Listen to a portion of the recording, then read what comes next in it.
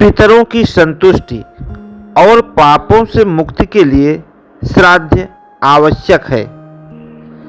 शास्त्रों में ऐसा वर्णन मिलता है कि व्यक्ति को अपने पापों की मुक्ति के लिए भी श्राद्ध कर्म करना अति श्रेष्ठ माना गया है।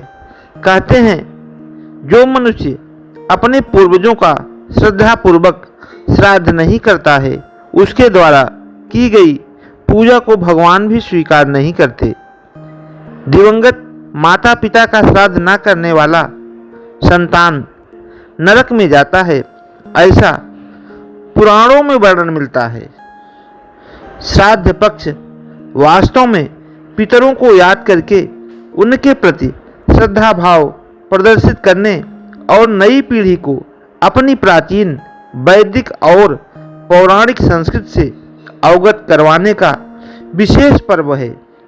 नारद पुराण में पितरों का श्राद्ध और तर्पण करने का तरीका बताया गया है, जिसके अनुसार विधि विधान से मंत्र उच्चारण करते हुए योग्य ब्राह्मणों को भोजन कराने, अपनी श्रद्धानुसार दान देने और उन्हें प्रसन्न करने से पितरों के आशीर्वाद से धन संपत्ति, सुख, आरोग्य मिलने लगते हैं तथा संतान परंपरा का नाश नहीं होता है। यही नहीं, पितरों का श्राद्ध करने से जन्म कुंडली में व्याप्त पितृदोष से भी छुटकारा मिल जाता है। वेदों के अनुसार सभी पितर जगत गुरु विष्णु के ही अंश होते हैं। अतः श्रद्धा भाव से किया गया श्राद्ध कर्म नारायण को भी प्रसन्न करता है। इसलिए पितृपक्ष में लोग पितरों को प्रसन्न करने के लिए श्राद्ध कर्म करते हैं। गरुड़ पुराण में गया को मुक्ति का साधन बताते हुए कहा गया है कि मनुष्यों के मुक्ति के 4 मार्ग हैं: ब्रह्म ज्ञान, गया में श्राद्ध, कुरुक्षेत्र में निवास तथा गौशाला में मृत्यु।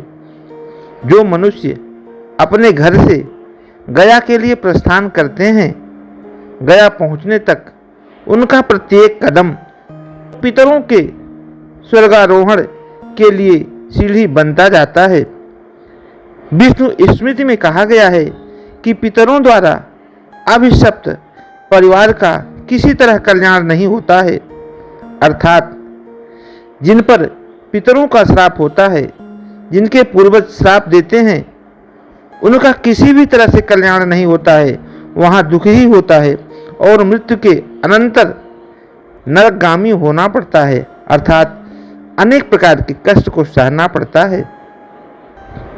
इसलिए समय पर श्राद्ध कर्म करना अति आवश्यक है।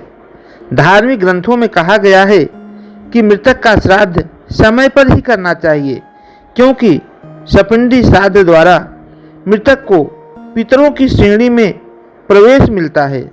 श्राद्ध करने में देरी करने से मृतक की आत्मा को कष्ट मिलता है, जिसके प्रभाव से मृतक की संतान भी अनेक प्रकार के कष्ट को भोगती है। इसलिए पितरों की शांति हेतु श्राद्ध संस्कार करना अत्यंत आवश्यक है।